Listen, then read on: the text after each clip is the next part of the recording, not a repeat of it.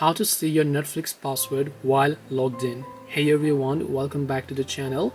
In this video we are going to learn how we can see the Netflix password while we are logged in, so make sure to watch the video till the end.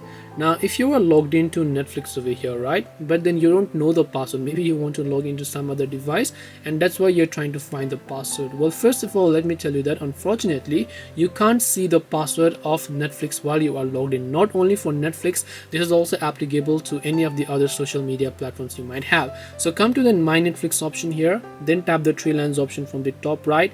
Then from here you can simply go to account, and once you go to account you should be able to see a list of your account details such as your phone number and your email address, but you can't see your current password. But what you can instead do is, if you don't remember your current password, you can simply choose to change it by tapping the change password option. It will send a code to this email and then you will be able to reset it. Other than that, you cannot go ahead and then see the Netflix password even if you are logged into your account.